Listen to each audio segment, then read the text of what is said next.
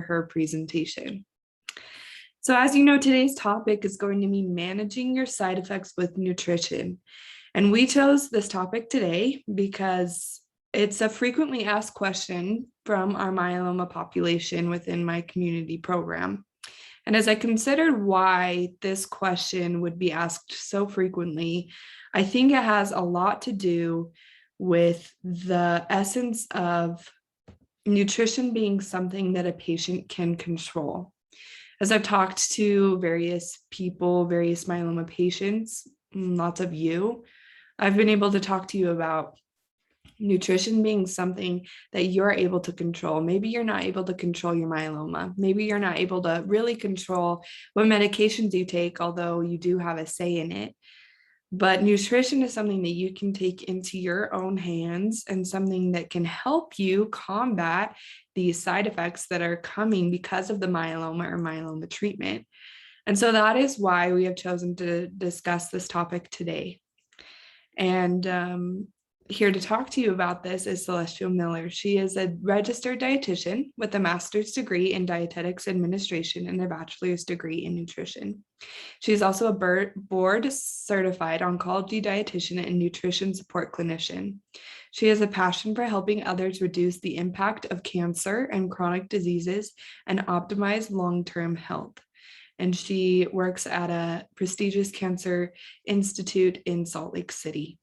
So Celestial, the time is now yours. Thank you for joining us. And I think I'd like if you started by explaining your credentials, because I think it's really important that the audience knows who you are and how qualified you are to speak on this.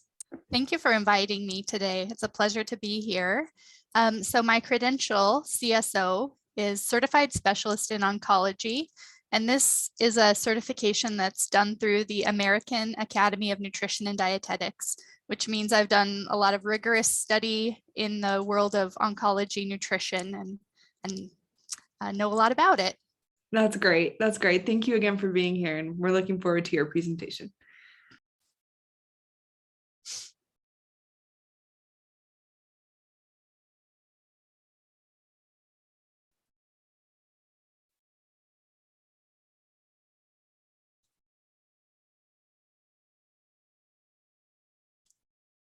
Okay, so we're going to be talking about managing your side effects with nutrition today.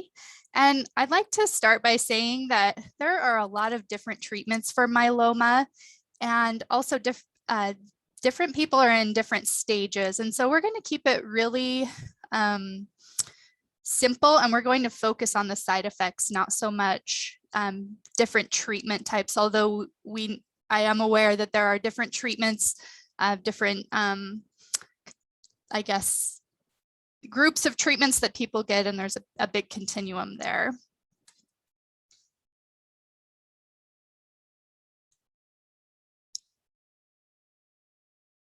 For some reason I'm having, okay, there we go. So we have our objectives today as we're going to talk about the continuum of cancer treatment. It's definitely a continuum of just diagnosed, active treatment, post-treatment, and then also survivorship and long-term post-treatment. We're also going to talk about common treatment side effects from myeloma, and then we're going to learn some strategies for managing these side effects with nutrition. Okay, so I'm going to start it off with just some good general information about cancer prevention. And then I also want to point out the very last bullet point of this slide is that after a cancer diagnosis, these recommendations are also recommended and very pertinent. And so these recommendations are by the American Institute for Cancer Research, and there are 10 guidelines they have. And the very first one is to be a healthy weight, which can be a kind of, we could go down a rabbit hole with that, but what that means is a healthy weight for your height. Being physically active is very, very helpful in whatever that looks like for you. And sometimes we get in a spot where we feel like, gosh, I can't do what I used to be able to do before, and sort of compare ourselves to that. And that can be kind of a hard place to be. And so my thought on that is to put yourself in today and think about, what am I able to do today? Am I just having enough energy to walk to my mailbox and wave at my neighbor and check my mail? Or do I have enough energy today to, maybe drive to a park and walk around the park?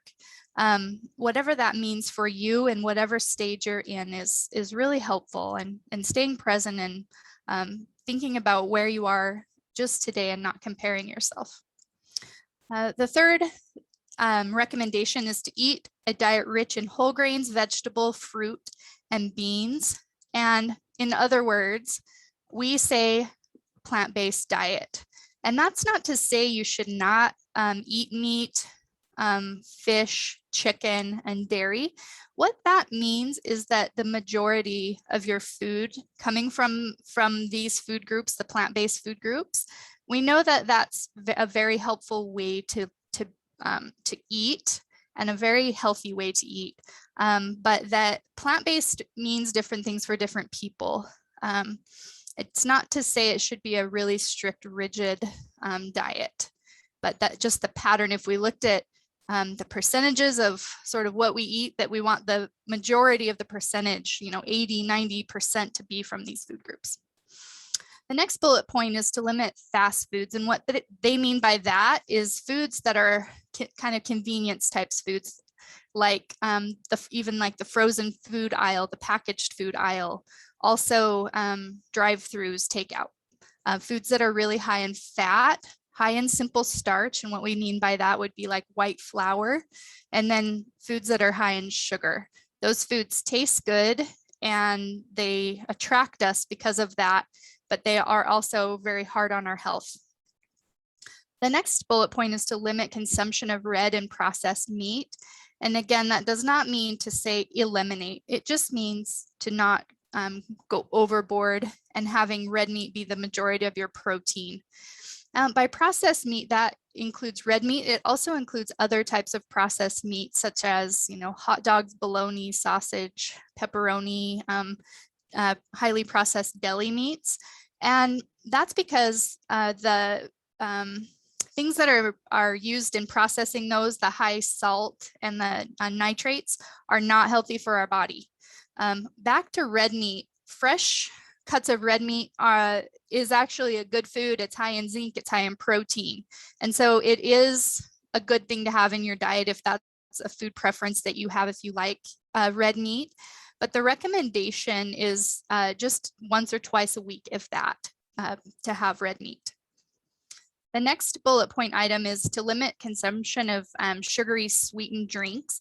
And that's highly correlated with getting excess calories. It's really easy to get way too many calories from a sugary sweetened drink like a sports drink or a soda, which can contribute to weight gain. And back to bullet point number 1, being a healthy weight is important.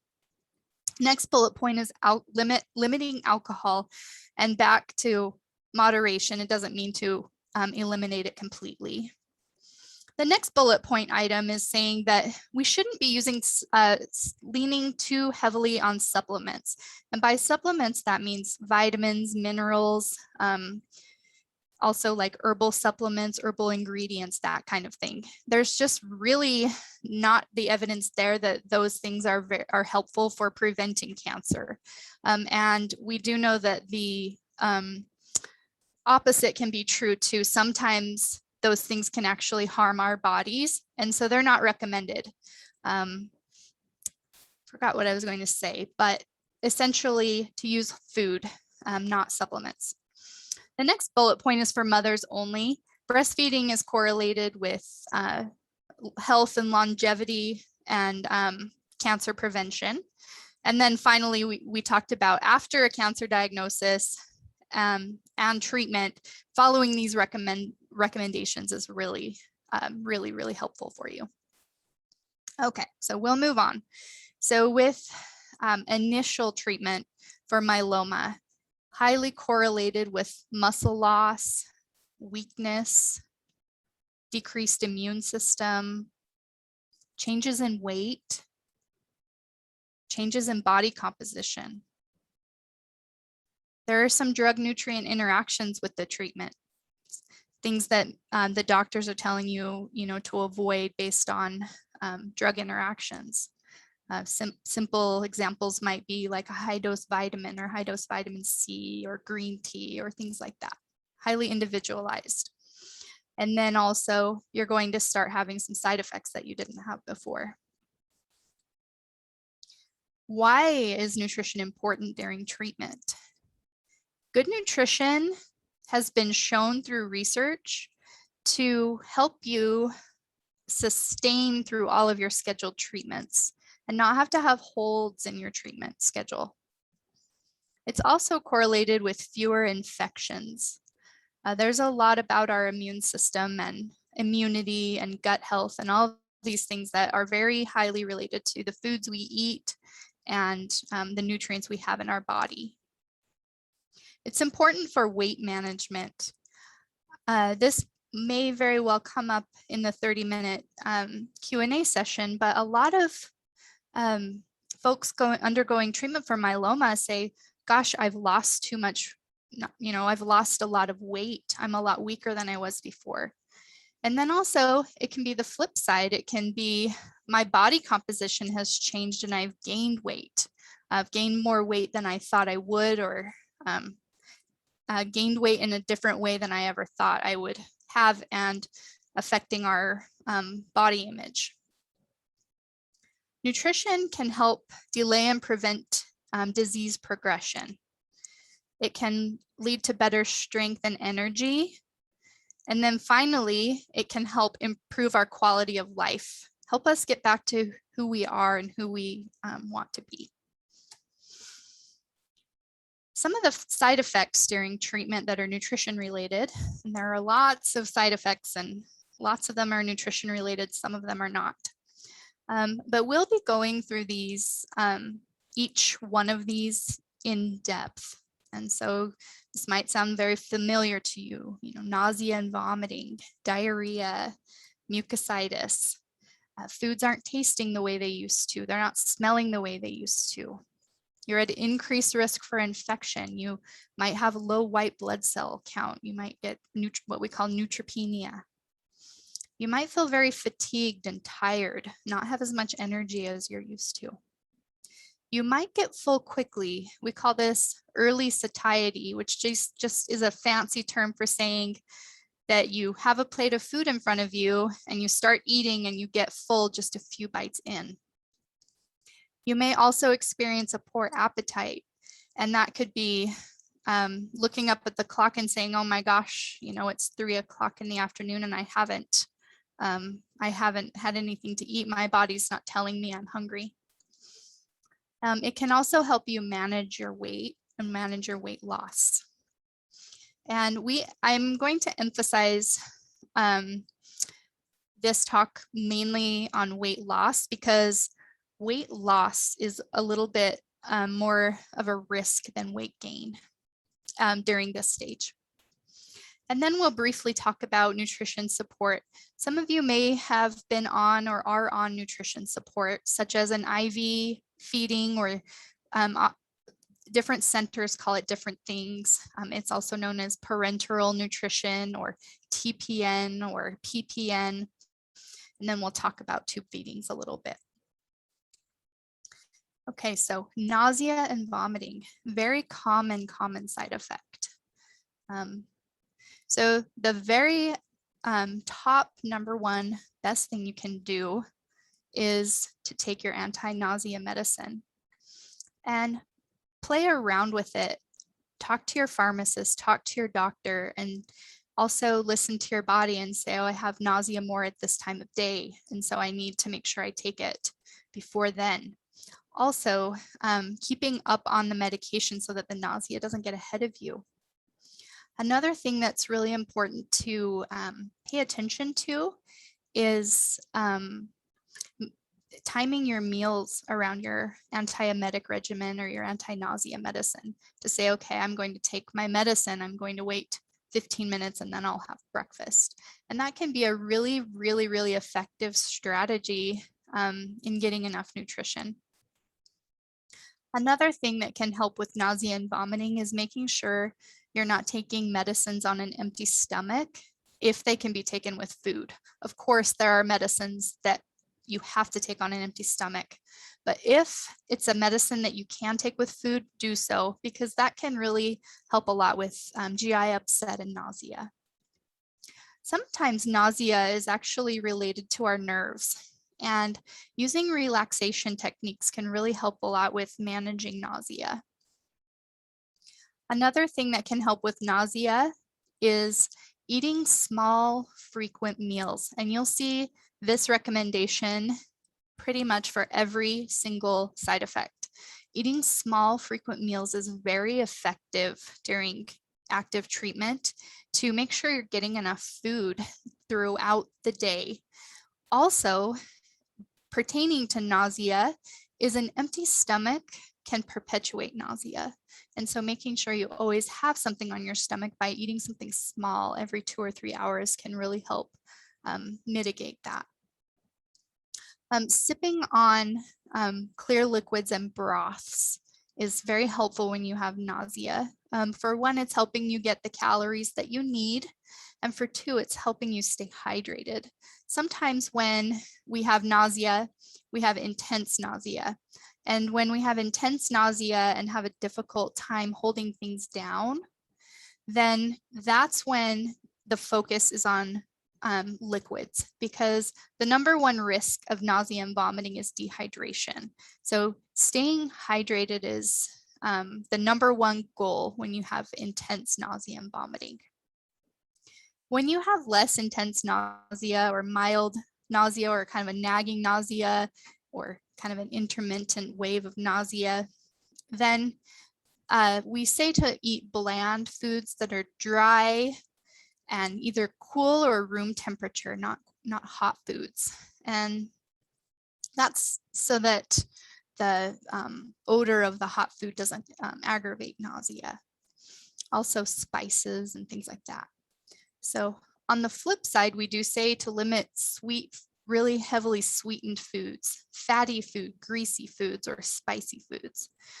Sweetened foods can, through osmosis, it pulls fluid into your GI tract, and that can aggravate nausea. It can also aggravate diarrhea.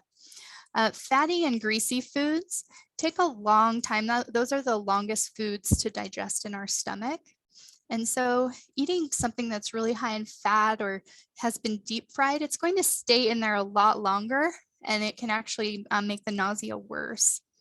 And then, of course, spicy foods can make nausea worse.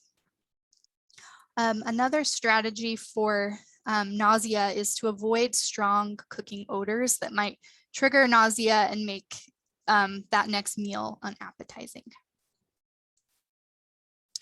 Okay, so for diarrhea, again, dehydration is a big concern when you have diarrhea, and a big goal, as we all know, is to avoid hospitalization. And it's not all that fun to have to come to the hospital with dehydration, either to sit in a clinic and get extra fluids or have to be admitted. And so lots of fluids when you have diarrhea. Again, several small meals and snacks throughout the day. I want you to keep up on your electrolytes. Keep up on your potassium and your sodium so that you keep the blood levels of those in normal range. Eating foods that are high in pectin, such as bananas and apples, can be apples and applesauce can be very helpful for diarrhea, as well as taking a fiber supplement. And you'll note that I have an asterisk by the fiber supplement bulking agent. It's called psyllium fiber, and that's only in the absence of infection. So if you have an infectious diarrhea, such as like a C. diff infection or something like that, then you wouldn't want to do that. But if it's diarrhea that's related to treatment, this can often help slow down the diarrhea. And then also avoiding those greasy and fried and spicy foods, as well as super ultra sweet foods. We also ask that you pay close attention to dairy.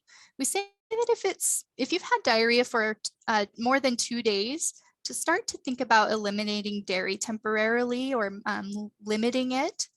The two highest forms of lactose, which can aggravate diarrhea, are regular, milk, just It doesn't matter what percent, skim milk, whole milk, it's the same amount of lactose. And then the other one is ice cream. And so limiting those and maybe choosing more yogurts and cheese to see if that helps the diarrhea. Also, if that's not making a difference, then just really trying to limit dairy even more than that, seeing if that helps.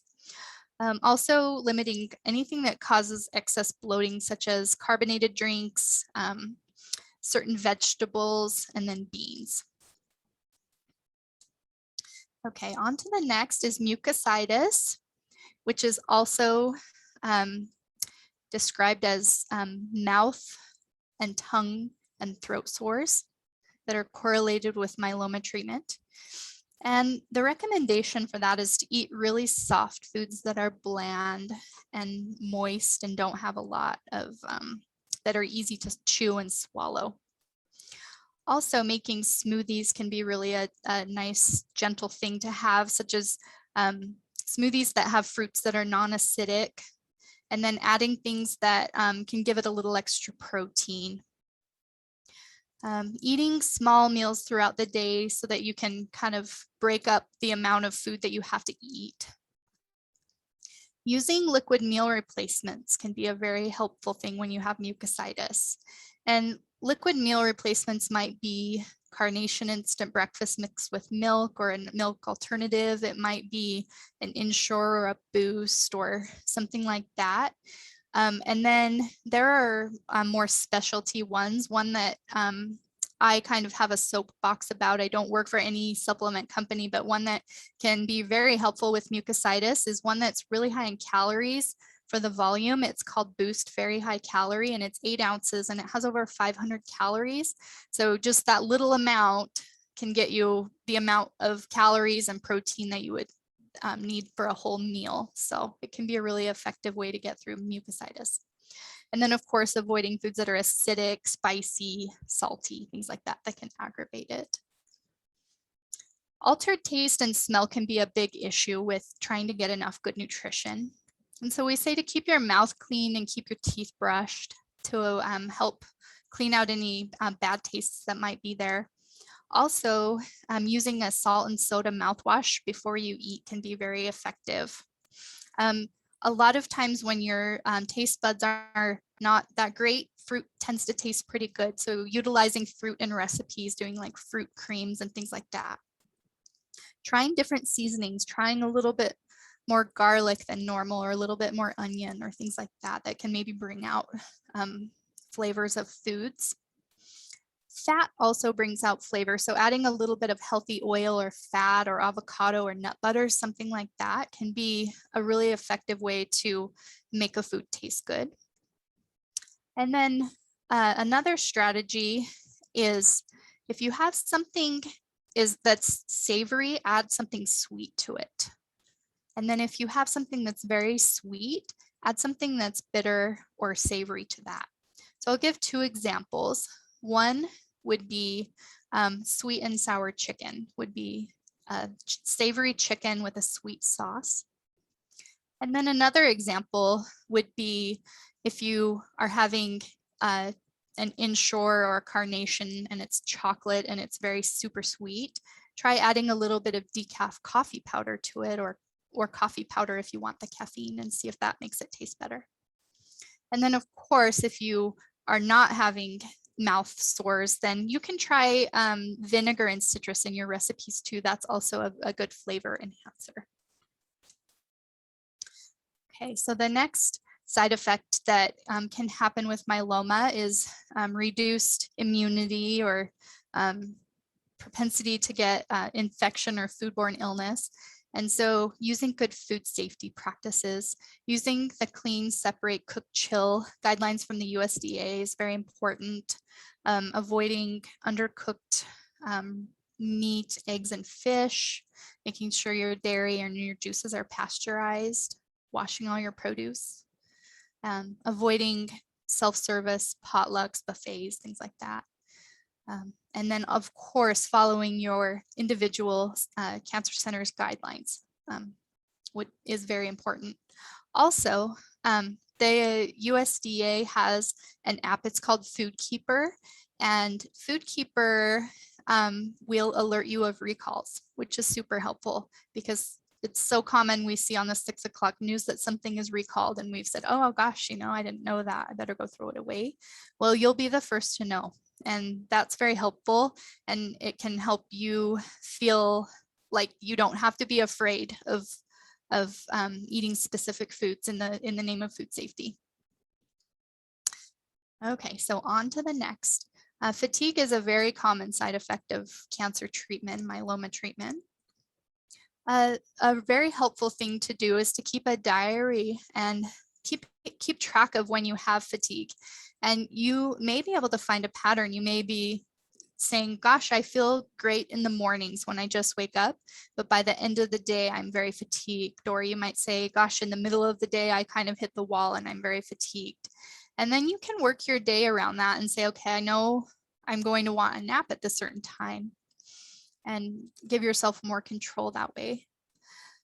We know through evidence-based research that exercise can help mitigate fatigue. And so getting active can be very helpful. Asking friends and family for help to shop and store and prepare foods for you. And then also keeping things that are quick and easy to eat on hand if you are having a lot of fatigue. And then back to our small, frequent meals and snacks. And this really helps you get enough calories throughout the day and protein. And then you'll see I put avoid skipping meals with an exclamation point. And that's because skipping meals is correlated with fatigue. If we go too long without eating, it can make fatigue worse. And so that's why we say to eat frequently, eat every few hours to give your body that nourishment and energy that you need. You may experience early fullness and a poor appetite. And so when that's the case, again, eat throughout the day, drink things that have calories and protein in them.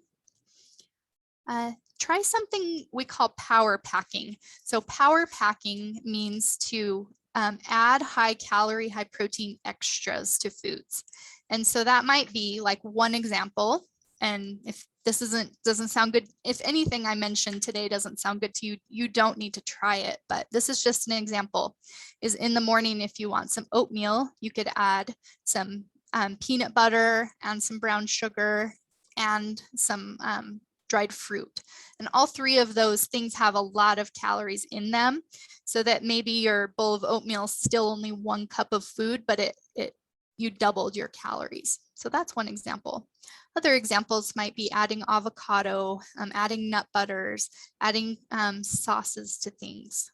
Just anything you can add that has some extra calories. Keeping your kitchen well stocked with foods that are quick and easy can really help with a poor appetite, because then food is there, it's readily available because you're not having those internal cues as much. And back on the topic of internal cues, sometimes those cues are just not there. Our body's just not telling us we're hungry, but we are. And so using the clock can be helpful by saying, okay, I woke up at 8, I know I'll eat, and then every 4 hours I'll eat something, and using that as an indicator that it's time to eat. Doing other things like TV shows, commercial breaks, or things like that to help remind you, since your body's not reminding you. Okay, so unintended weight loss is it can be a side effect of treatment. And we know that that any of us are losing weight, we're losing strength. And so we don't want that. We don't want you to lose your strength. And so as much as you can, use those power packing strategies, really try to get enough calories and protein. It's kind of tricky because cancer and cancer treatment can increase our metabolism and make it so we need a little bit more. And then on the flip side, the side effects make it harder to get that extra that we need. And so it's not easy. It feels like work. It feels like work.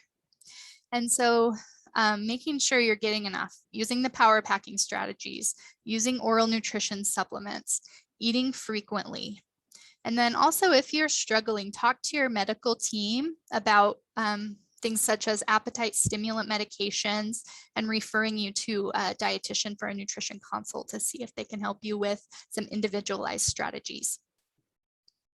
So IV feedings and tube feedings. Sometimes people need IV feedings and tube feedings. And these are just a few reasons why. You're not failing if you use nutrition support. And if you look at these things that it helps support you and helps support you feel better. You know, it keeps you hydrated. It helps you maintain your weight. It reduces fatigue. It improves your resistance to infection. So all of these things are helpful, and that might be a strategy that's used if needed. Okay, now we'll talk about after treatment. So this is early post-treatment. These are some of the potential nutrition issues that can still either be lingering or they might be new. So fatigue, pain, endocrine disorders. Your body might change again. You might have had one thing happen during treatment, and then after treatment, your body weight changes again, or your body composition changes. You might have cognitive changes, and by that, it means like differences in the amount of concentration you have, mental fatigue, things like that. And then you might have changes to your teeth and gums. You might have a little bit more cavities and things like that. So after treatment, nutrition is still very, very important. Evidence shows that nutrition after treatment and focusing on good, healthy diet can help you have less fatigue. It can help you recover quicker. It can help you manage your weight and body composition better. It can decrease the risk of recurrence. It can decrease the risk of a secondary cancer. It's correlated with improved survival. And then it helps you get back to yourself, helps you get back to the things you enjoy. And then in the long term, maybe you're past treatment, you know, several months or several years. These are some things that can be correlated with post-treatment or having had treatment in the past, such as weight changes, bone health, endocrine disorders, and then complications to our heart or other internal organs might be there. And it's important to focus on nutrition after, during the survivorship phase or after treatment, so that you can feel better, so that you can have a stable weight, stable body composition. You're not yo-yoing. It's correlated with improved survival, and it's also correlated with lower healthcare costs because you might not have some of those what we call comorbidities that can be associated with after treatment, like better blood glucose control, better cholesterol, that kind of thing. And then back to the American Institute for Cancer Research is following those good, healthy guidelines, those 10 things that they recommend can be a very, very helpful and empowering thing after cancer treatment. And I have a few resources for you. These are resources that I used in creating these slides today. And then I want to open it up and we can start having some questions.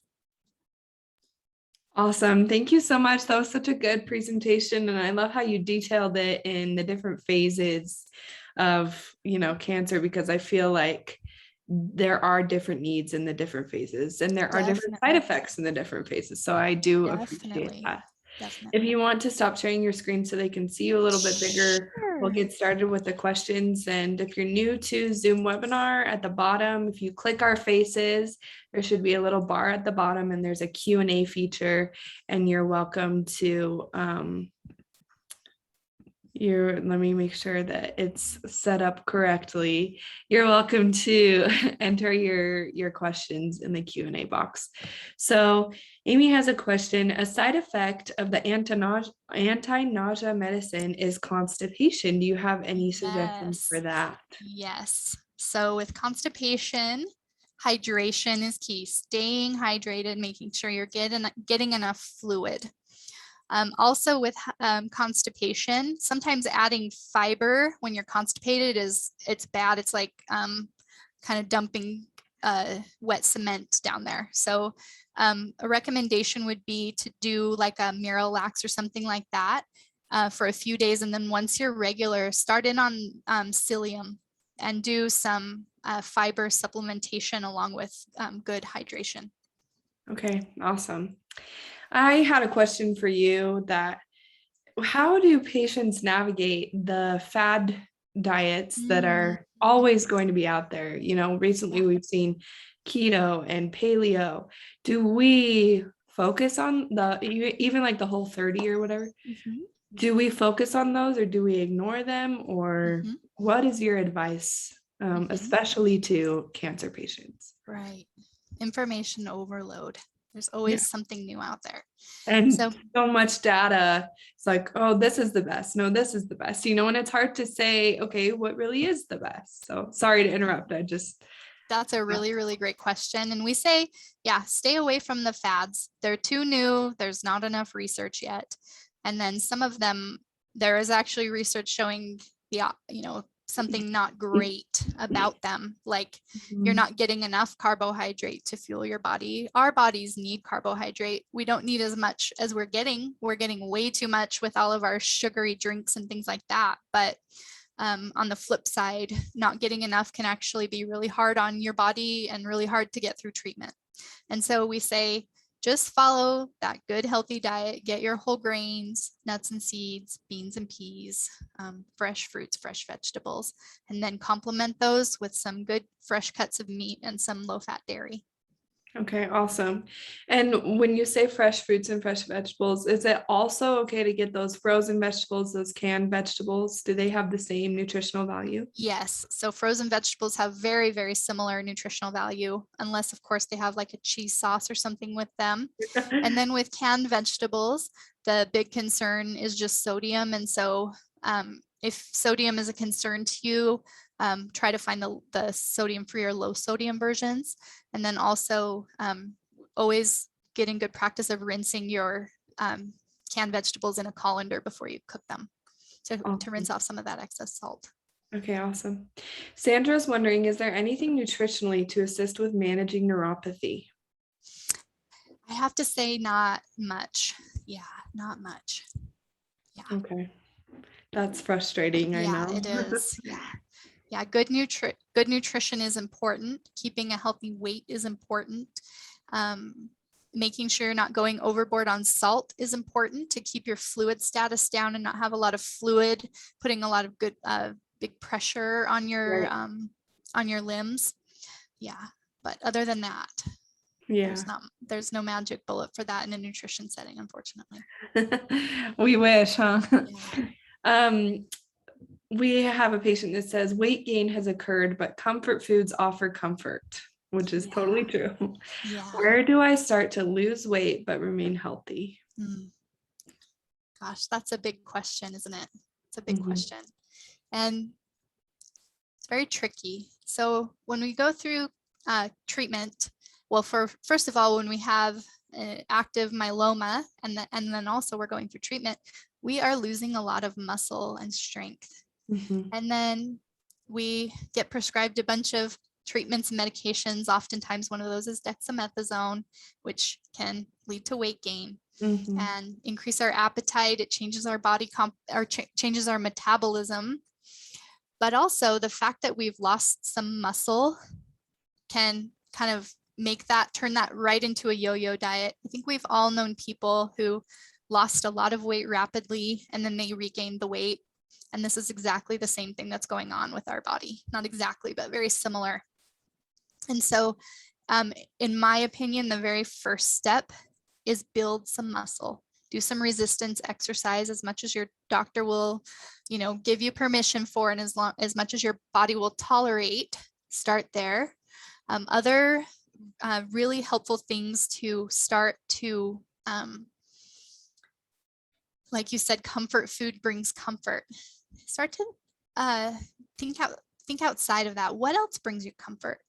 does having a hot bath bring you comfort? Does talking on the phone with a friend bring you comfort? Does journaling bring you comfort? Does going on a nice walk bring you comfort? What else is there? And to make a list of those things, and those things are very personal and they're very individualized, and thinking about what other things you can do. And then third, these are the top 3 things I would say to start, is to keep track of what you're eating. Keeping a food journal can be really helpful. It's not going to judge you and no one has to see it, but it helps you to say, oh my gosh, I didn't realize that every evening I watch TV and I eat, this certain thing, or it might just help you have some good aha moments or realizations that you can make good changes on and feel good about. Yeah, it gives accountability too. Like, oh, Yes. I didn't. Yeah, Yeah, I need it's be hard to thinking write down that you ate, however many pieces out of the 36 Halloween chocolate candy bowl. almonds. Yeah. And Exactly. it makes you think too, like, it's not just that, it's not like a punitive, it's just like, I really don't want to do that. And then you can start to think deeper. I don't like how it makes my body feel if I Mhm. overeat this or do this. Yeah, But definitely. also acknowledging that sometimes, yes, it does bring us joy, and it's not something that we should eliminate. We should allow food to give us some joy. Yeah. One thing, if you're more interested on this topic, I recommend the website and the book Intuitive Eating. Okay. It's called. I'll write that down as something we can send out to our registrants today. I really appreciated that when you included that in the beginning. When we say limit, we mean limit. We don't mean become obsessively excluding all of these from our diet. Yeah. But we mean making sure you have a healthy relationship with the good foods and that you occasionally indulge in the comfort foods. Verena is wondering, what is a healthy alternative for white flour and sugar when baking? This is a great question. That is a great question. I don't know if I'm the best person to ask that. I'm not a huge baker, but whole wheat flour works great. It works just the same. The ratios are the same. Use a sifter, that's helpful. And then for sugar, either reducing the amount or doing half and half with something else like monk fruit or stevia can be helpful. Okay. Also finding other ways to sweeten things like applesauce or honey. Even though those both contain sugar, they just are like honey is more sweet, so you can use a little less of it. Okay. I was going to actually ask about the monk fruit sweetener. That's kind of a natural sweetener. Is it recommended by dietitians or is it avoided? I wouldn't say it's some kind of a magic bullet for health, but it can be a really useful thing. If you are a big fan of cooking, baking, and you really enjoy that kind of thing and just want to find some other ways to get away from having just white sugar be in your recipes at all times. Okay. Yeah. Awesome. What kind of fat in small amounts do you recommend? Yeah, that's a good question. So fat from nuts and seeds, and olive oil, canola oil can be okay too. And then like avocado, those are good ones. Also nut butters. And on the other side, which fats are like the red flags do not eat and avoid? The number one red flag one is trans fat, which is often an added ingredient that can help shelf life of like baked goods and things like that. So really watch that. And then the second one is saturated fat. It's the one that can lead to high cholesterol. We used to think eating cholesterol led to cholesterol. We now know that eating high saturated fat leads to high cholesterol levels. Okay, interesting. Yeah. And so margarine, butter, is that saturated fat, trans fat? So butter has saturated fat. Stick margarine has trans fat. And the best would be tub margarine. Tub margarine can actually have some really good healthy fats in it. They're called like plant stanols and sterols that actually are heart healthy. Oh, so that's interesting. the best recommendation is on a daily basis using tub margarine. And then of course, butter on occasion, like if it's in a recipe or just periodically. And then what would substitutes be for butter or margarine? Substitutes for butter and margarine? I would say just try not to overuse them and just go ahead and use them. Okay. This is a great question from Sally. I've heard that coconut oil is not good for you. And we've actually heard from a couple dietitians on this chapter that say, look at coconut oil, how it is in its solid form, and then imagine that in your arteries, So what is your opinion on coconut oil? My opinion is moderation. I don't think it's something we should be using on a daily basis, definitely, but it can have its place in a recipe or periodically, but again, it's very high in saturated fat, almost like butter, So. Okay, awesome. These are fun questions. Yeah, I think we went through a thing, I want to say it was maybe 5 to 10 years ago, where coconut oil was really popular, and then it became kind of a food that got overused. So we were all using it in all of our recipes, and then we were overdoing it. Mm-hmm. So Yvette says, more of a comment for the neuropathy question. I go to a neuropathy pain center, and they just gave me a list today of foods I should and shouldn't eat to help during and after my treatment. Yvette, I would love to see that list if you're willing to share it with us. Because, we're always looking to learn more. So that's exciting. So we can keep the questions coming. We still have some time. I guess one of the questions that I also have about nutrition is, and I'm trying to think of how to say this. We know that fitness is important and nutrition is important. Do they always go hand in hand? Because I feel like for some people, while it's important for lots of reasons to exercise, that does not achieve weight loss for them. Right. Where only nutrition does. Is that true that in certain people it's one versus the other instead of a combination? Or it doesn't really matter it always matters what you eat, but it doesn't matter as much what you eat versus like if you're just moving. Especially like with you can't out exercise a bad diet, kind of. Yeah. What are your thoughts on I that? heavily believe that they come hand in hand. Okay. We keep our strength and our muscle through our movement. And when we are myeloma patients and we've had treatment, we've lost muscle. That's something I would bet money on. And so keeping that through activity, getting some resistance, getting some weights in is super, super, super, super helpful for maintaining our weight and also, weight loss if that's your goal. But I guess the ratio would be, the importance of nutrition is more important, but don't exclude activity. Keep activity going. Awesome. Thank you. Another question is in the concern of weight loss. Sometimes doctors recommend chugging down chocolate milkshakes and making sure they, eat the French fries. Is that really something that you would recommend as a dietitian, or are there other more healthy ways to be gaining weight quickly? Yeah. So the risk of weight loss is pretty big. It decreases our immunity, it decreases our strength, it leads to a lot of stuff. It can lead to falls, it can lead to hospitalizations. And so, yeah, unintended weight loss is important to correct, and doing it in a timely manner, not letting it get ahead of you. With that said, those recommendations are temporary measures.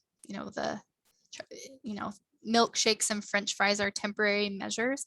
Oftentimes, and this might be a generalization, this period of weight loss is also highly correlated with having a lot of nutrition symptoms, nausea, vomiting, poor appetite. And so sometimes that's just what it takes, is eating foods that sound good. And those are the foods that might sound good to someone. But just knowing that once you start feeling better, then to start peeling those things back again. Awesome. Thank you for that.